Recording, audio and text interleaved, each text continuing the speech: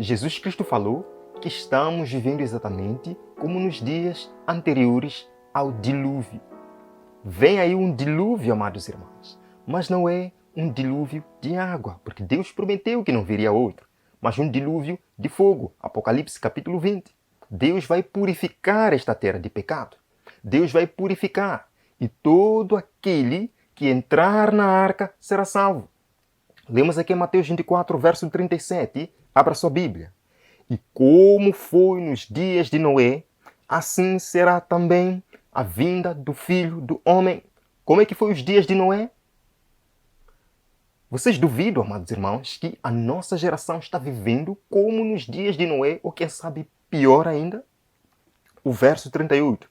Porquanto, assim como nos dias anteriores ao dilúvio, comiam, bebiam, casavam, davam-se em casamento, até o dia em que entrou Noé na arca. Esta é a característica dos dias de Noé. E eu pergunto, é pecado comer? É pecado beber?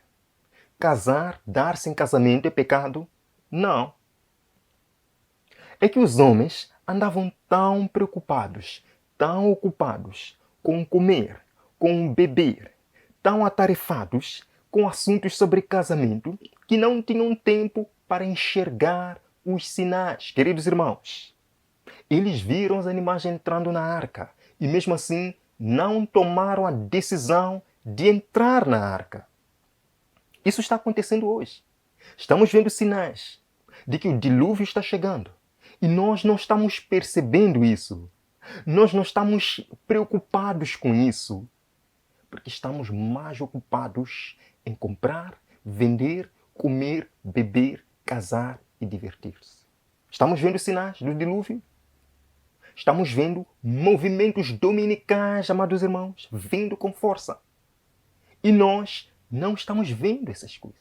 Não estamos percebendo essas coisas. Estamos vendo os animais entrando na arca e nós não estamos percebendo. Por quê? Estamos preocupados em comprar, vender, comer, beber, casar e dar-se em casamento, que são coisas muito boas. Amados irmãos, veja aqui o verso seguinte, verso 39. Leiam comigo. E não o perceberam até que veio o dilúvio. Queridos, eles não perceberam até que veio o dilúvio. A distração humana, não perceber, não entender as coisas, por não ter tempo para enxergar, está preocupado com as coisas deste mundo. Amados irmãos, isto é muito, muito, muito sério. Agora, eu quero sublinhar alguma coisa aqui, neste mesmo verso 39. E não perceberam até que veio o dilúvio e os levou a todos. Assim será também no dia do Filho do Homem. Aqui diz que os levou a todos. O verso seguinte, 40. Então, estando dois no campo, será levado um e deixado o outro. Muita gente usa esse texto para justificar a ideia do quê? Arrebatamento secreto. Mas não é isso que a Bíblia ensina. Não fala de nenhum arrebatamento secreto. Diz aqui, um será levado, o outro deixado. Temos que perceber o contexto aqui das palavras de Cristo, porque no verso anterior, verso 39, diz que muitos não perceberam até que veio o dilúvio e os levou. Quem foram aqueles que foram levados? Os que se salvaram ou os que se perderam? Os que se perderam e que foram levados. Então, o verso 40 não está falando que uns serão levados para o céu e outros não. Porque os que serão levados são os que vão se perder. Amados irmãos, o que Jesus está querendo nos dizer aqui é que não importa se o seu marido é muito espiritual. É a experiência dele. Vocês podem dormir juntos, podem compartilhar muitas coisas juntos, mas um não pode salvar o outro. Um pode ser levado, pode se perder, e o outro deixado. Queridos irmãos, o que Jesus está querendo dizer aqui? Não importa o quanto a sua família é espiritual. Se você pessoalmente não tem uma experiência com Jesus, você será levado à destruição. Não importa se a sua igreja é tão forte no evangelismo, é uma igreja poderosa. Se você não tem essa experiência pessoal, você será levado e os outros deixados. Amados. Agora, vemos aqui alguns textos da pena inspirada. No livro Patriarcas e Profetas, Ellen White diz: o quadro que a inspiração nos deu do mundo antediluviano representa muito verdadeiramente a condição a que rapidamente a sociedade moderna caminha. Uma sociedade preocupada com as coisas do mundo. Uma sociedade que não está percebendo que vem um dilúvio. Uma sociedade que nega entrar na arca. Mais um texto aqui. A glutonaria e a intemperança constituem o fundamento da grande depravação moral no nosso mundo. Satanás está ciente disso e tenta constantemente a homens e mulheres para que condescendam com a gula à custa da saúde e mesmo da própria vida.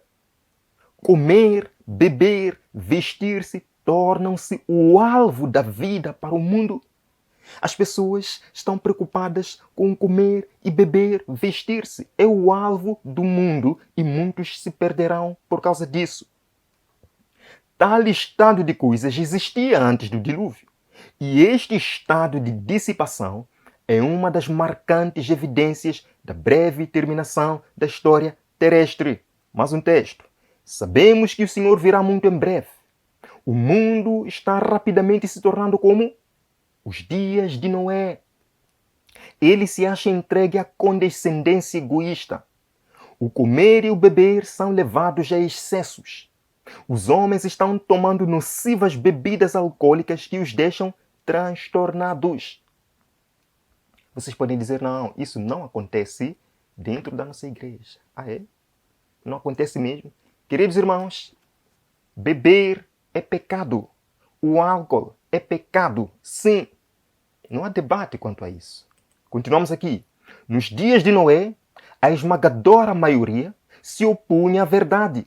Ok? A esmagadora maioria se opunha à verdade. Não é o que está acontecendo nos nossos dias? E se apaixonara por um conjunto de falsidades. A terra estava cheia de violência. A guerra, o crime e o homicídio eram a ordem do dia. Assim será também antes da segunda vinda de Cristo. A sociedade era caracterizada pela violência, pela depravação moral. Homem casava com homem, mulher casava com mulher. Não é o que estamos vendo hoje? E que aquele que, biblicamente, vem procurar mostrar a verdade de Deus é visto como preconceituoso. Não é o que estamos vivendo hoje? Que, em alguns momentos, procuramos trazer isso para a igreja, para que os líderes possam aprovar isso. E se eles não aprovam, buscamos algumas evidências bíblicas para justificar isso. Amados irmãos, outro texto. A perversidade e crueldade dos homens alcançarão tal altitude que Deus se revelará em sua majestade. Amém? Deus não vai ficar calado diante do sofrimento que estamos vendo no mundo. Amém? Deus não vai ficar calado diante das abominações que se cometem na terra. E Deus hoje precisa de Noé e sua família, que permanecem fiéis em meio à grande apostasia. Muito em breve, a impiedade do mundo terá atingido seu limite. E como nos dias de Noé, Deus derramará os seus juízos. E o último texto aqui. Os terríveis relatos que ouvimos de homicídios e roubos, de acidentes ferroviários e atos de violência, declaram que o fim de todas as coisas está próximo. Agora mesmo, precisamos estar nos preparando para a segunda vinda do Senhor. Amados, nós precisamos levar a sério a nossa vida espiritual. Não haverá um segundo tempo de graça. Cristo não virá para morrer a segunda vez. Se nós não aproveitarmos agora, nós teremos a morte eterna. E morte eterna é morrer para sempre. Amado irmão, Se Deus descesse hoje para o seu bairro, diria estas palavras aqui de Gênesis capítulo 7, verso 1. Depois disse o Senhor a Noé: entra tu e toda a tua casa na arca, porque te hei visto justo diante de mim nesta geração. Se Deus descesse para o seu bairro, diria: Joana, entra na arca, porque te hei visto justa diante desta geração. Se Deus descesse para a sua universidade, onde você estuda ou trabalha, será que Deus diria: João, Marcos, entra na arca, porque te hei visto justo diante de mim nesta geração?